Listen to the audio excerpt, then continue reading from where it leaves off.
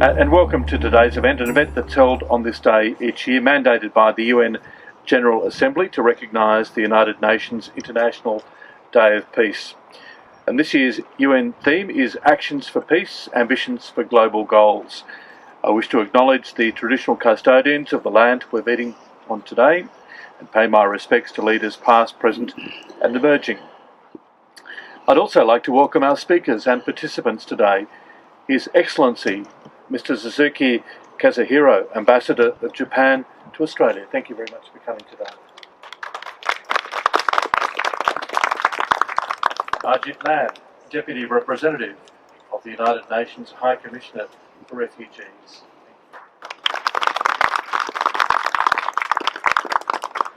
And we have a very special guest keynote speaker today, Professor Tom Calma, 2023 Senior Australian of the Year, Chancellor of the University of Canberra and former Australian Human Rights Commission Social Justice Commissioner. Thank you very much. And Andrea Grosvenor, Rotary District Governor, 9705. Thank you for coming, Andrea. And of course, no event regarding the Peace Bell would be complete without a chorus of women. So thank you very much for coming today. Brendan Smith, ACT Commissioner for International Engagement, representing the ACT Chief Minister, Andy Barr. Thank you for coming, Brendan. I'd also like to acknowledge we have 5 previous ACT Peace Prize recipients with us today. Dr. Sue Wareham, founding member of the International Campaign Against Nuclear Weapons, representatives from Women's International League of Peace and Freedom ACT branch, Robin Martin, manager, Errol Women Incorporated, Fred Smith, singer-songwriter and diplomat, and a chorus of women choir. Thank you to all our special people here today. I'd also like to draw your attention to the paper cranes that the students from Majura and Mawson Primary School and from other ACT schools have made, so that you can see hung here from the Peace Bell Pavilion. And these cranes follow the tradition of Sadako Sasaki, who lived in Hiroshima and was affected by radiation following the bombing of Hiroshima in 1945 and stand as a symbol of peace. A selection of these paper cranes will be sent to Hiroshima following the ceremony to be hung from the Children's Memorial there. On this day, all 27 World Peace Bells around the world will be struck, including the Peace Bell in Cowra, New South Wales. So as a group we gather here in Canberra today on the shores of Lake Burley Griffin and joined by so many globally. Our collective call is peace to prevail in the world, in all our cities, in our homes and in our hearts. So to start today, please welcome a chorus of women with the song Call to Peace by Cordelia Dalton. The arrangement is from Ian Blake. So here we have a chorus of women. Call to peace for our mothers, from our fathers. Call to peace. Call our lovers, call our brothers, call our families, call our enemies. Let us call to peace. Call in your walking, call in your talking, in your grieving, in your singing. Always call to peace. Call from the mountains, call from the rivers, from the deserts, from the forests. Always call to peace. Call to peace. Call to peace. For our hearts and for our happiness. Call to peace. Call from the sun. Call from the moon. Call the stars out. Call the wind out. But call to peace. Rise, rise to peace. Rise to peace. In the evening, in the morning, let the world arise to peace.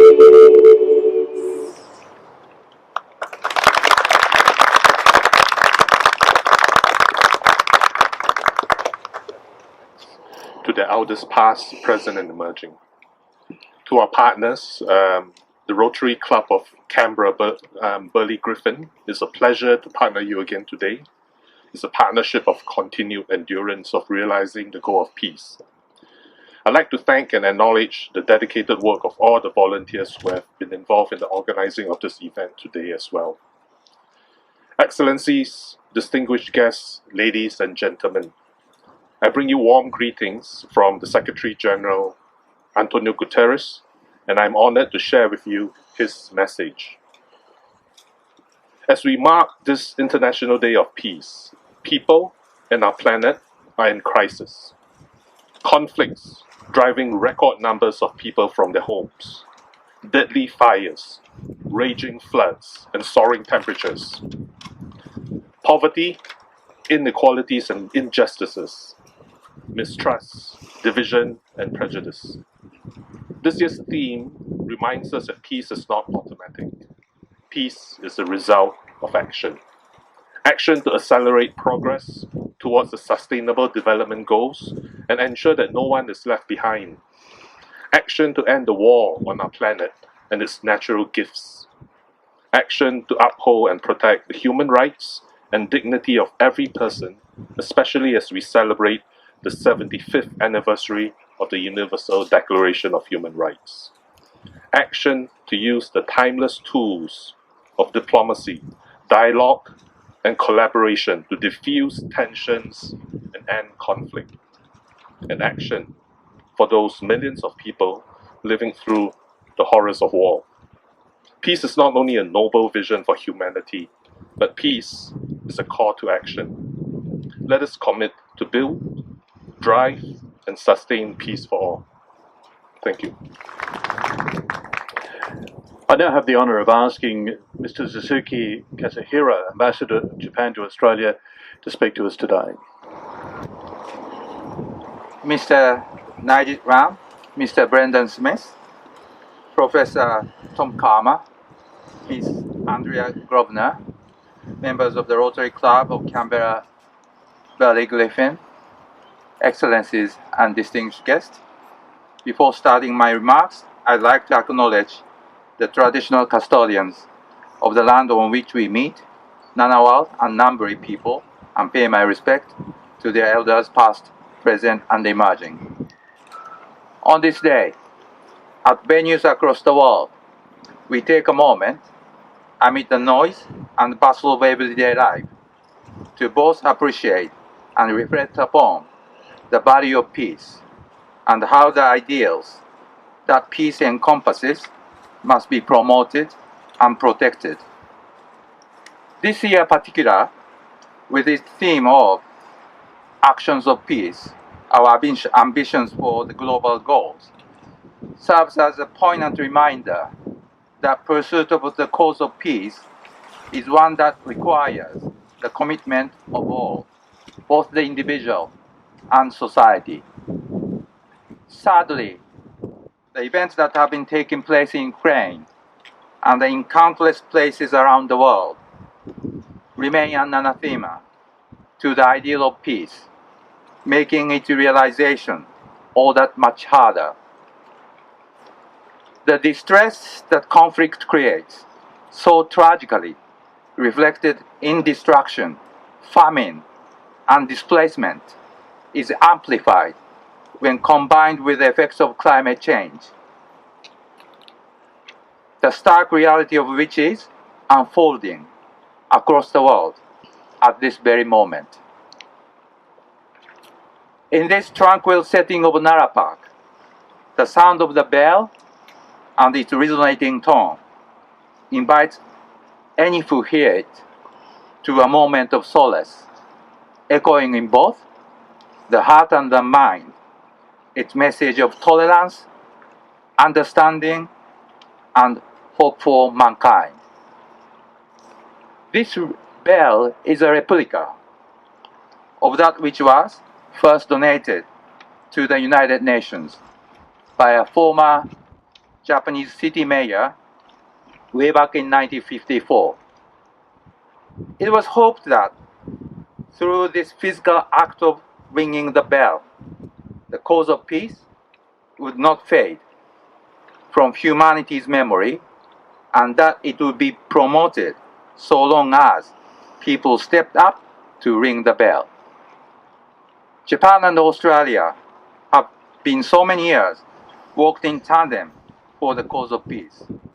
We've been partners in upholding UN missions to Africa, the Middle East, Southeast Asia, and continue to provide our support to initiatives aimed at promoting the cause of human rights and the rule of law.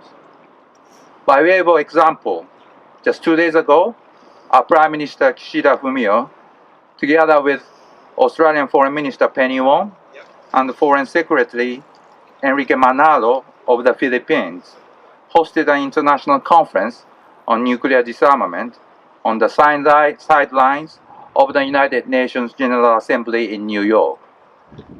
This conference was a part of a concerted effort to realize a world free of the threat posed by nuclear weapons. In overcoming the tragedy of the war in the Pacific and creating relationships distinguished by the degree of affinity, friendship, and cooperation, our ties speak volumes about the value of peace. In a world currently beset by tension and turmoil, and where trust continues to be in short supply, the message that Japan and Australia convey of respect, tolerance, and understanding resounds as surely as the bell before us today. If humanity is to realize its full potential, if it is to give hope to its most vulnerable and protect the environment upon which its very future depends, it must champion the cause of peace. We gathered here today are one small part of that cause, but together we can move mountains. Thank you. I'd now like to invite Mr. Lam and Mr. Suzuki to strike the bell together.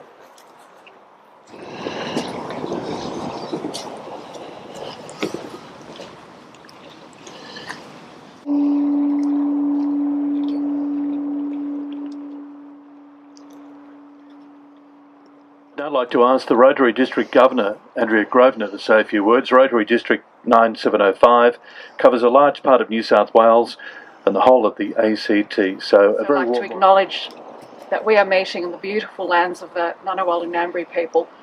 Pay my respects to elders past, present and emerging, and I extend our respect to all Aboriginal, Torres Strait Islander and First Nations people present today. Your Excellency, distinguished guests, everyone, I'm honoured to represent Rotary at today's ceremony. Rotary has a long history of promoting peace. As a humanitarian organisation, peace is a cornerstone of our mission. We believe that when people work to create peace in their communities, that change can have a global effect. By carrying out service projects and supporting peace fellowships and scholarships, our members take action to address the underlying causes of conflict, including poverty, discrimination, ethnic tension, lack of access to education, and unequal distribution of resources. The focus on peace is not new for Rotary.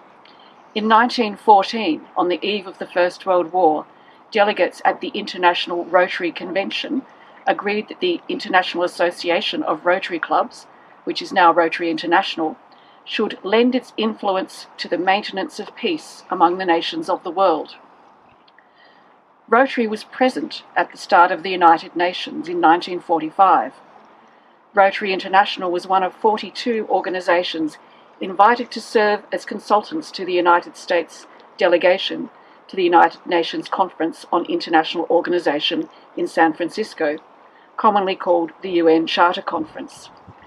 Additionally, many Rotary members and honorary members from around the world attended that conference as members of and consultants to their nation's delegations. Today, Rotary International holds the highest consultative status offered to a non-governmental organisation by the UN's Economic and Social Council. The Rotary Representative Network, established in 1991, maintains and furthers this relationship with several UN bodies, programs, commissions and agencies. Rotary and the United Nations together remain committed to creating lasting change that enhances international relationships, improves lives and communities, and creates a more peaceful world. One important Rotary initiative is the Rotary Peace Centres program, which aims to create sustainable peace through the training of peace builders and community leaders from all over the world, dedicated to preventing and resolving conflicts. There are 7 Rotary Peace Centres globally, including one in Australia at the University of Queensland. 15 Rotary Peace scholars from a range of countries are currently studying at the University of Queensland for a master's degree in Peace and Conflict Studies. 6 of these amazing people were in Canberra last week, and some of us were lucky to meet them and hear about their practical projects aimed at furthering peace in communities in Africa, Latin America, Mongolia and Papua New Guinea. Rotary's commitment to peace is practical as well as administrative and academic. Rotarians are supporting people fleeing conflict in global war zones. I commend the Rotary Club of Canberra Burley Griffin for its ongoing support of people fleeing from the Ukraine into neighbouring countries. And I heard this morning of the club's funding for a woman who had fled Afghanistan from the Taliban and in Pakistan was to give birth to a breech baby, and the club raised the money and sent it to her so that she could give birth to the baby safely, and I understand that mother and son are doing well.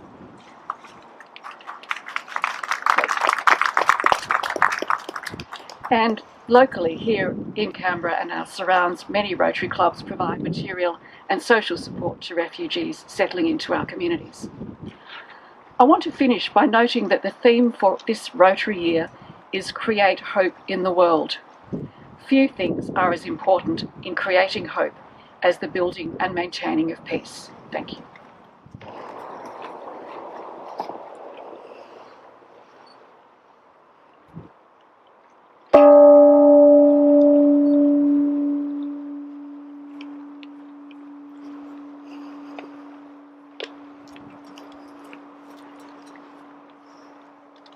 Thank you, Andrea.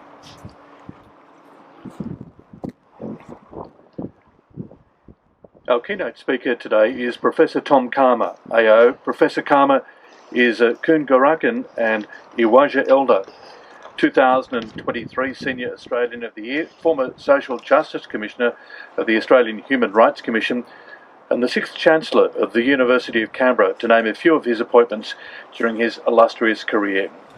It is with great pleasure that I invite Professor Karma to deliver the keynote address to us today. A wonderful day it is to come together to celebrate the International Day of Peace in beautiful Canberra. I too acknowledge the Ngunnawal and the Ngambri peoples who are the custodians of Canberra and the region. People who have lived, loved, raised their families and cared for this country and waters for millennia before the arrival of the British that saw the subsequent dispossession of lands, cultures, languages and identities across the nation. I would also like to acknowledge all youth who will be our future leaders and the custodians of our stories, our languages, histories and cultures. They are our future. Australia is now a peaceful country, but our history of colonisation has been checkered with dispossession and massacres that are being recorded, and they have been for some time now, and made public to help the non-Indigenous population to better understand the country that they now call home. It's very important that we understand and learn from our past to ensure that our future does not repeat the atrocities of the past. Across Australia, over 400 massacres of Indigenous peoples took place on the Australian frontier, resulting in more than 10,000 deaths. And they're just the ones that were recorded.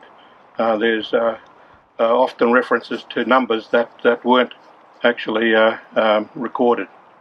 This is why the 21st of September is so important as we celebrate United Nations International Day of Peace.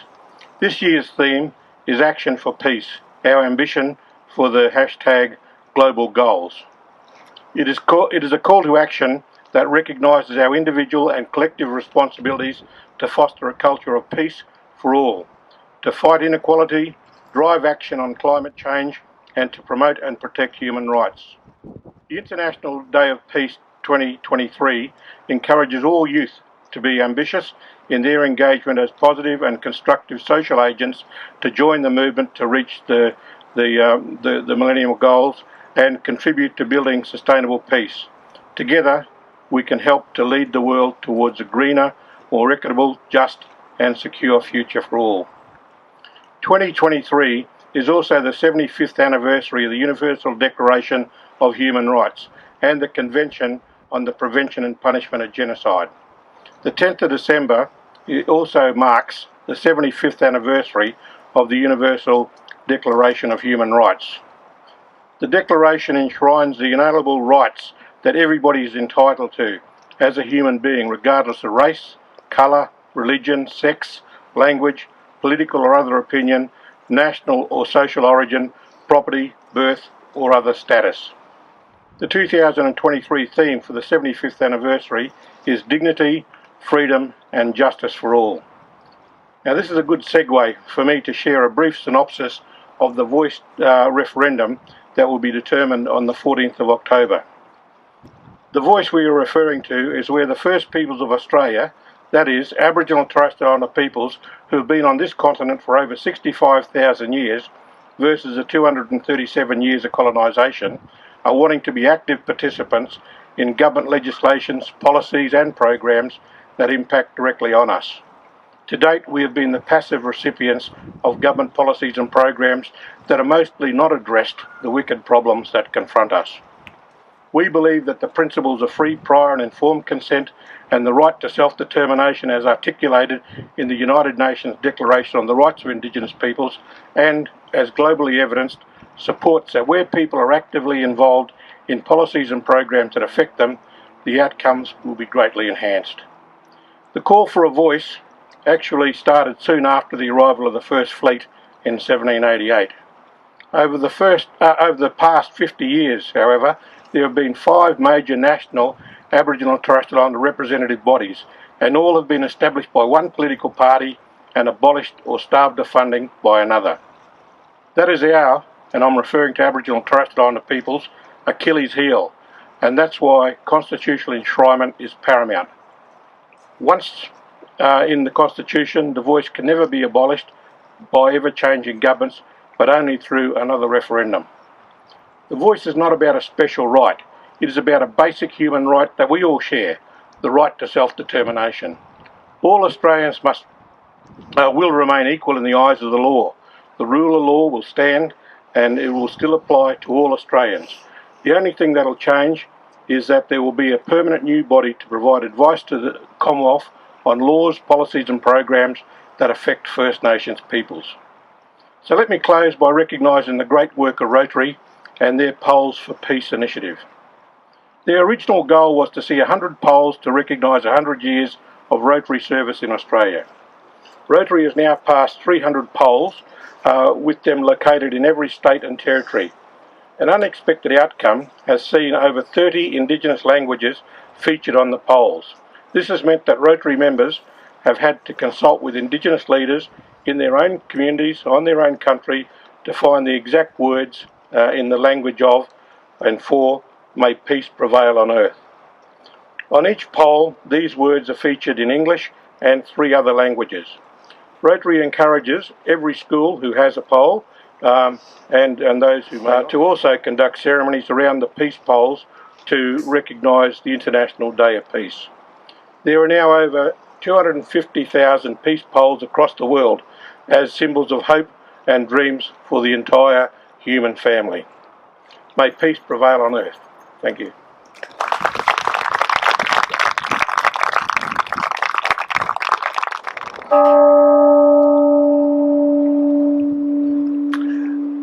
Thank you, Professor Kama. Representing the ACT Chief Minister, Andrew Barr, please welcome Mr. Brendan Smith, ACT Commissioner for International Engagement, will announce the 2023 Chief Minister's Rotary Peace Prize.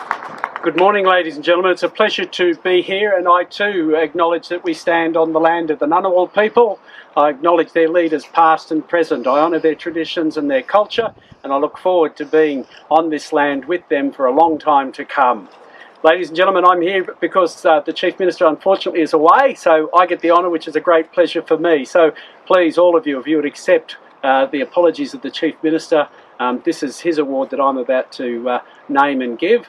And he is very proud that we as a jurisdiction make this award every year.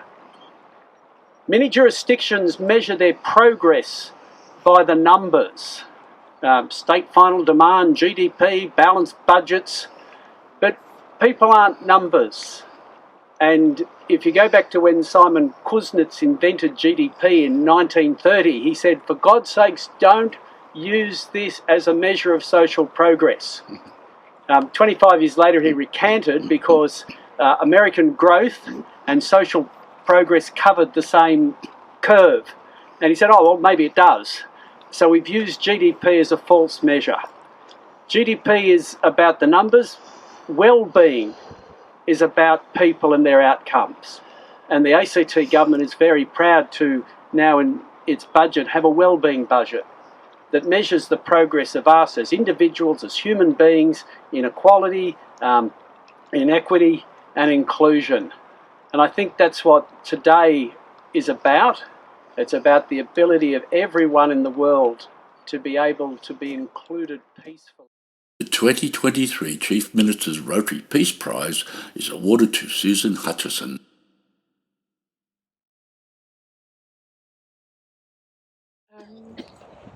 I spent most of my time on my sofa at home, alone, especially during a pandemic. Those of us who are especially vulnerable to disease, it can be while fighting for equality and justice is something that requires teamwork, it can also be really lonely sometimes, and it's really wonderful to be seen. Thank you. But I'd also really like to acknowledge the amazing people who have helped, especially with this work, helping Afghan women's rights escape the regime at present. As each family crossed the border, it was remarkable to see these women reach back and help the next family come after them in whatever way they could. And some incredible Afghan men as well. A chap who was running my operations for a long time, Darwish Ahmadzai, but also women like Fatima and Shema, and some incredible women's rights defenders who continue to try and help the women who remain stuck in Afghanistan under a gender apartheid regime where childbirth can be a death sentence, where there is no means to be able to earn an income, where they're often unable to leave their homes, and prospects to find somewhere safe to go become increasingly slim. So we have much more work ahead of us, but I'm very, very grateful for Rotary and this Chief Minister's Award today, and hopefully we can continue to help women who are affected by conflicts and disasters. Thank you very much.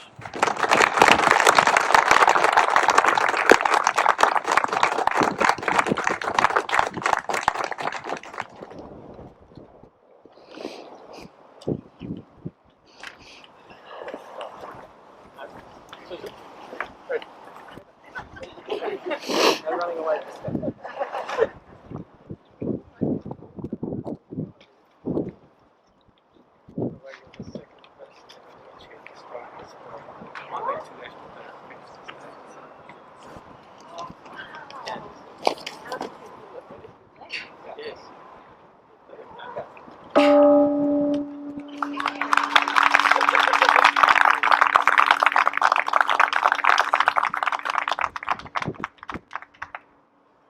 Thank you, Suzanne. Thank you very much, Brendan. And Fred, doing a great job there. I now invite all speakers to strike the peace bell together while reciting the words of Lazo, which we have for you to read just at the bottom of the bell there. And to close the ceremony with the final song, please welcome again a chorus of women singing A Recipe for Peace by Glenda Coughley. And of course that brings an end to today's proceedings. Please feel free to approach the pavilion and personally strike the peace bell, and thank you all for attending today. So firstly we'll get... If there is to be peace in the world, there must be peace between nations.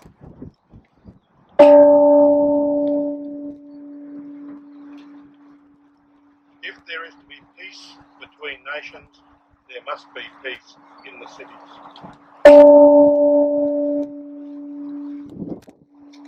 If there is a peace to be in the cities, there must be peace between neighbors.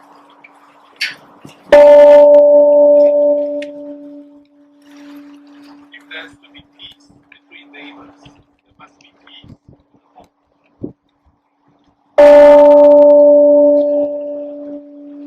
If there is to be peace in the home, there must be peace in the heart.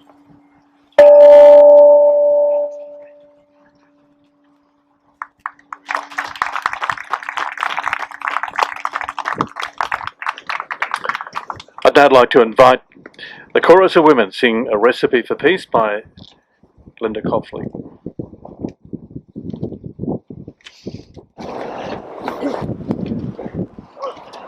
Glenda, who wrote this song, can't be with us today, and we sing it for her too.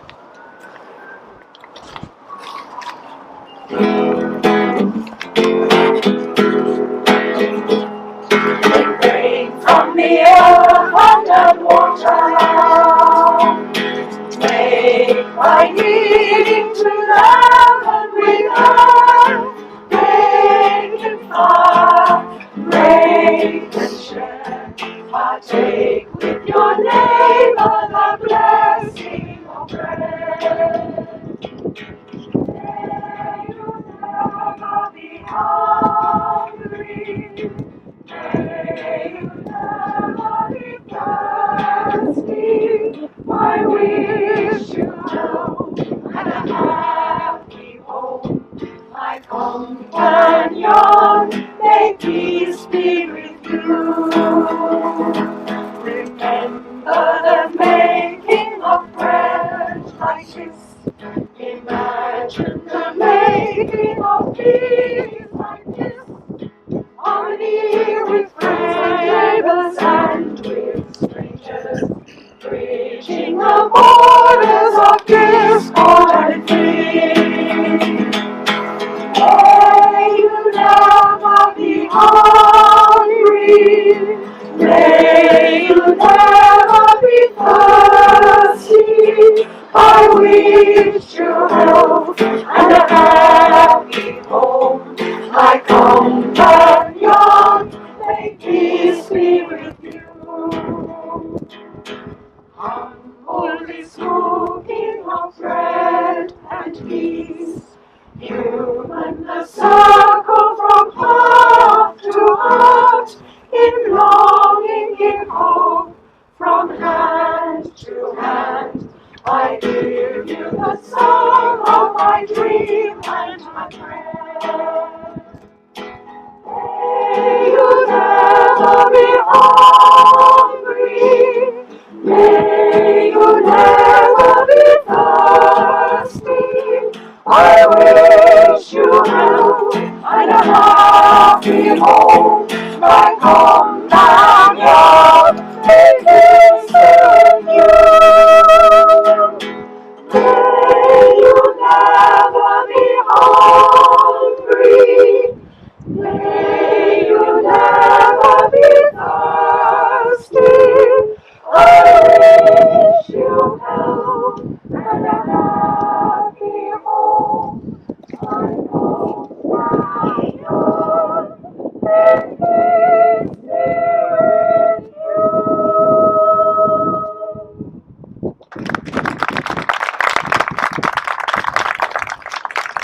Thank you. Last year's recipients of the Chief Minister's Award, the Chorus of Women. Thank you very much for joining us today. Well, that brings us to the end of today's proceedings. Please feel free to approach the pavilion and personally strike the peace bell. And thank you all for attending today. Thank you.